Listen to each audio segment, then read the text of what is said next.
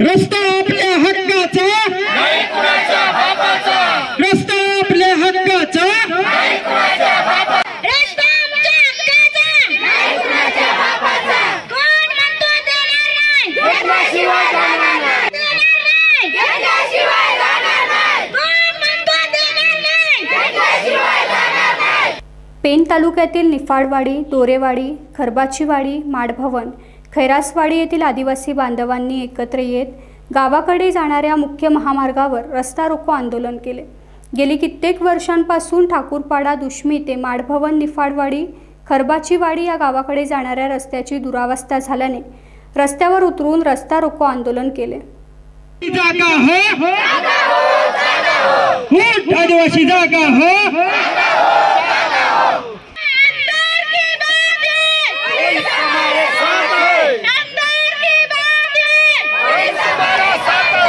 स्वागत करतो। पण चर्चा तेव्हा होईल जेव्हा तुम्ही असेच ह्या रस्त्याला निफाडवाडीपर्यंत जाऊन यायचं, खरबाच्या वाडीला, तिथे परत तरी पण म्हणजे आता पाऊस नाही आणि जेव्हा आंदोलन तिथे आहे आत्ताची ती तरी बघून या, मग त्याच्यावर अंदाज काढा की ह्याच्या अगोदरची काय परिस्थिती होईल, त्यानंतर चर्चा होईल। पटतंय तुम्हाला?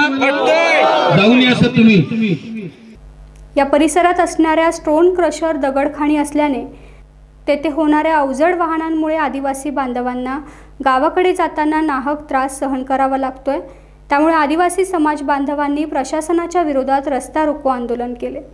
या आंदोलनाला ग्राम संवर्धन सामाजिक संस्थेचे अध्यक्ष संतोष ठाकूर यांनी पाठिंबा दिला। ज्या दगडखाणी आणि क्रशर आहेत त्यांनी रस्त्याची डागडुजी करण्याची मागणी आंदोलनकर्ते आदिवासी समाज बांधव यांनी केले। मला आता निफाडवाडीला दिले, मी आहे बदलापूरचा, माझा माहेर आहे। ते मला आता 4 वर्ष झाली माझ्या लग्नाला, मुलगी आहे 3 वर्षाची, तर 1.5 वर्ष झाले माझ्या माहेरचे येत नाही रस्त्यामुळं। या रस्त्याने मला खूप कंटाळलं आहे। लहान मुलाला घेऊन येताना अक्षरशः रडायला येतं का लहान मुलाला कसं घेऊन जायचं, एवढ्या मोठमोठ्याला गाड्या, त्यात एवढं सगळं हे भरलेलं, एखादा दगड लागला जर मुलाला तर काय होईल, कसं होईल याची आम्हाला हे वाटतं। तर त्यांना काहीच नाही वाटत। आम्हाला ते मूल घेऊन कसं यावं लागतं ना ते आम्हाला माहीत। आम्ही जीव मुठ्ठीत घेऊन येतो या रस्त्याने येताना, ते या आम्हाला त्याचं उत्तर पाहिजे, कधी होणार आणि कसं होणार। अश्विनी कुराडे म्हणून नाव आहे माझा, आणि माझा मुलगा आता 10 महिन्याचा झाला आहे। ज्या वेळेस मला 9वा महिना चालू होता आणि ज्या वेळेस मला त्रास होत होता त्यावेळेस या रस्त्याने येताना मला इतका त्रास झाला तर सांगताना माझ्या डोळ्यातनं अक्षरशः पाणी येतं। आणि इथं नाही मग दवाखान्यात मांगरूळ वाकरूळा इथून तिथे झाला ना, आणि इतक्या लांबून इतका त्रास झाला आणि इतके खड्डे होते तर सांगता पण नाही येत। खूप म्हणजे खूप त्रास झालं। एका बाईला किती त्रास होता हे एका लेडीजलाच माहीत होऊ शकतं, आणि बाप्या असं जेंट्सला कोणाला सांगू शकत नाही, आणि किती त्रास होतो ते त्यांना कधी कळणार पण नाही। खूप त्रास झाला मला। आम्ही मागच्या काही वर्षापासून भरपूर हालाकीचे जीवन जगत आहोत। कुठलीही रस्त्याची सोय नाही।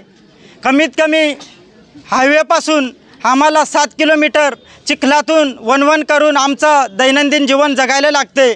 शाळेतील मुले असतील, काही शेतमालक आहेत ते पनवेलला भाजीपाला घेऊन जातात, त्यांना खूप अडचणी येतात। या सर्व गोष्टीला कंटाळून आम्ही आज निर्णय घेतला की प्रशासन जर आपलं ऐकत नसेल तर आपल्याला कायद्याने रस्त्यावर उतरायला लागेल आणि आपल्या मागण्या घ्याव्या लागतील। याच्यासाठी सर्व ग्रामस्थ विचार करून तारीख ठरवून प्रशासनाकडून मागण्या पूर्ण घेण्यास आम्ही आज रस्त्यावर रस्ता रोको आंदोलन करायला उतरलो आहोत। दामोगान राहणार निफाडवाडी येथील ग्रामस्थ असून आता हा जो रस्ता आहे तो पूर्वीपासून आमच्या वडिलांसाठी आणि आमच्या खास आदिवासी वाड्यांसाठी हा रस्ता आमच्या लोकांनी झटून पूर्वी हे करून हा रस्ता मिळवलेला आहे। तरी हा रस्ता हा खास आमच्या आदिवासी लोकांसाठी असून या रस्त्याचा वापर आज इथं मोठमोठाले उद्योगधंदे, स्टोन क्रशर, क्वारीवाले, हे ओव्हरलोड अगदी 30 टन जिथं 20 टनाची पासिंग असेल तिथं 40 टनाच्या गाड्या भरून येतात आणि आमच्या इथं जनजीवन आमचे विस्कळीत करतात.